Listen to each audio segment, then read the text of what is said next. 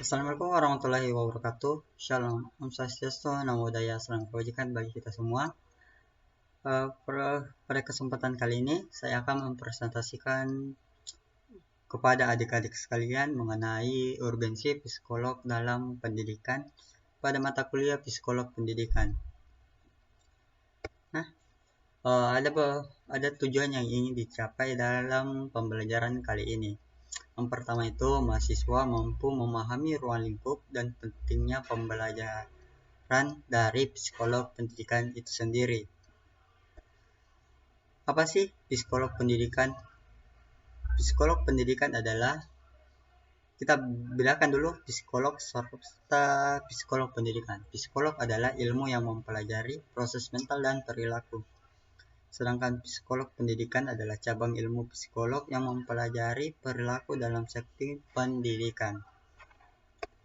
Nah, setelah dijabarkan tadi antara psikolog dan psikolog pendidikan, kita akan membahas ruang lingkup psikolog pendidikan.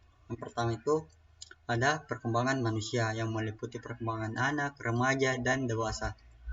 Sedangkan yang kedua itu perbedaan individu, meliputi kajian inteligensi, minat bakat, gaya belajar, dan isu lainnya yang relevan.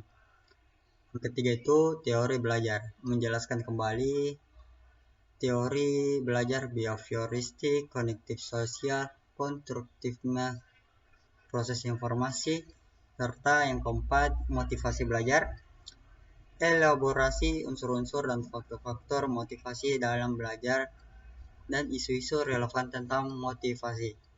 Yang kelima, evaluasi belajar, meliputi konsep evaluasi belajar yang relevan. Dan hingga ke slide selanjutnya, apa pentingnya pembelajaran psikolog pendidikan bagi calon pendidik? Nah, untuk bagi siswa atau mahasiswa itu pentingnya psikolog pendidikan. Yang pertama, merasa dipahami, merasa dihargai, prestasi belajar menjadi optimal, terbantu dalam proses pengendalian diri, serta perkembangan baik secara akademik dan non-akademik. Serta bagi pendidik, yaitu dosen maupun guru, terbagi menjadi yang pertama itu ada framework. Psikolog pendidikan menjadi pedoman untuk calon pendidik sebagai aspek pemahaman manusia sebagai individu yang unik.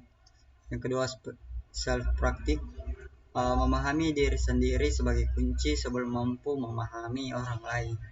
Jadi kita sebagai psikolog pendidikan itu harus memahami diri kita lebih dulu sebelum memahami orang lain. Yang ketiga itu well understood, memahami keunikan dan cara memperlakukan peserta didik. Di dalam satu kelas itu biasanya terdiri dari 30 siswa. Dalam siswa itu memiliki sifat dan karakter unik-unik. Maka yang dipelajari adalah keunikan mereka, sehingga kita dapat beradaptasi dengan siswa. Yang keempat itu being great educator, menjadi pendidik yang hebat di mana proses pendidikan dan pembelajaran berlangsung sesuai harapan. Itulah yang dapat saya sampaikan pada pertemuan kali ini. Kurang lebihnya dapat dipelajari lebih lanjut pada Edlink. Sekian dari saya, kurang lebihnya mohon dimaafkan. Wassalamualaikum warahmatullahi wabarakatuh.